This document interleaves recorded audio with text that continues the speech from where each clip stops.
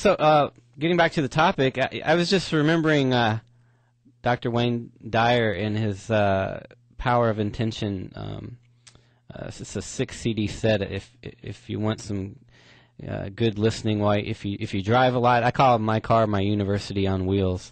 I always have these inspirational and informative CDs, and this is a great one by Dr. Wayne Dyer, The Power of Intention, and in it, he says, God is good, and good is God, and if we're not feeling good, we just say to ourselves, "I want to feel good," or say, "I want to feel God." Same thing, and then you let go of it, and trust and have faith, and this kind of reminded me of what we're talking about here with this Samya. That's a nice little seed, I guess, in a way of saying, "I want to feel good." It's as simple as that.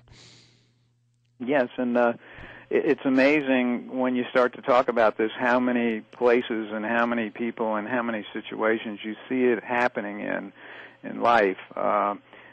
Just the mechanics of having a desire and releasing it, and just letting go, and the result will be there. This is also the essential principle involved in all prayer.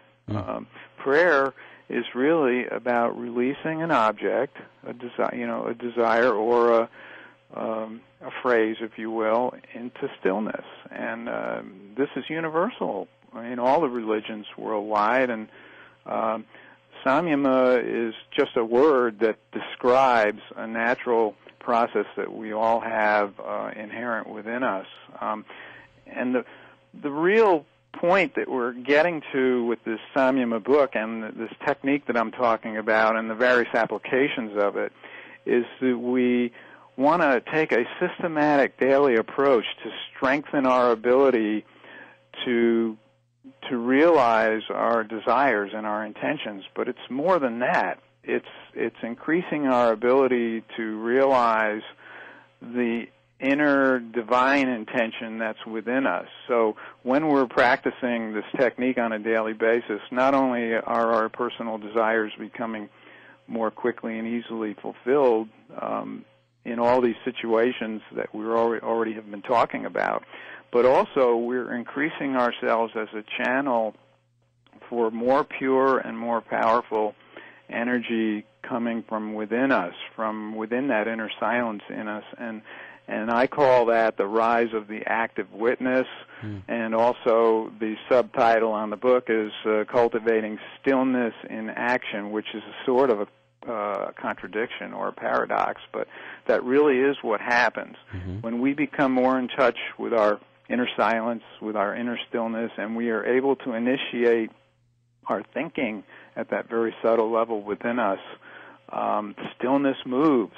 And when it does, it purifies us. And even if we take a negative desire, and people often ask, well, can I get in trouble with this technique? Can I create problems with this technique if I'm doing it because I want to make $1 million or something, and I don't care how I make the $1 million, I just want to make the $1 million, and you start doing Samyama on that, well, you may make the $1 million and you may not, but what you will do is, for sure, is purify that desire and move stillness within yourself in a way that will fulfill the divine intention coming from within us. No, Yogani, what would you say to someone who they have a good intention and then they put it out there, but they brood on it afterwards. They just can't let go. They keep thinking, well, when's it going to happen? When's this desire going to be fulfilled? Well, then they should probably consider taking up a daily meditation practice, because what that will do is that will build up that inner silence inside, which we also call the silent witness, right? I think you and I probably are on the same with that experientially and conceptually. You build up that silent witness, that inner silence, and you have less of a tendency to kind of hang on to your desires and hang on to your thoughts and brood over these things in your life that you wish you could get through or solve or get rid of or whatever it is, you tend to clutch life less because you're more at peace and centered within yourself. And then once you're beginning to have that experience, then you're really in a good position to use a technique like what we've been talking about for Samyama. All right. Well, time's flying. We have to go on another break, but if there's anyone that'd like to call in, the local number here is 749-1360, and then I guess outside of the state is 877-345-3779 at 1360 The Source. 1360 The Source. This is Yoga, the other 98%. If you haven't tried yoga and you're listening to the show, I'm sure you got to be curious, and you want to try it out, you can come to Cincinnati Yoga School or go to our website would be the best way to find a class that appeals to you, and we'll give you that class for free. And if you buy a package, you'll get 20% off that package. Okay, we have John calling from California. Yogani, you there? Yeah. You ready to take a call? Yeah. All right. Hello. Welcome back, Will. Thank you for the wonderful program. Thanks for calling in. I've got a question for you, Yogani. I've Hi, ordered John. I've ordered your Samyama book. I'm waiting to receive it. I haven't gotten it yet. I'm really excited about it. And the question I have is, well, I actually have two questions, if I may. But the first question is, how do you compare this Samyama practice with the practice of doing affirmations? Well, I guess there are different methods of doing affirmations.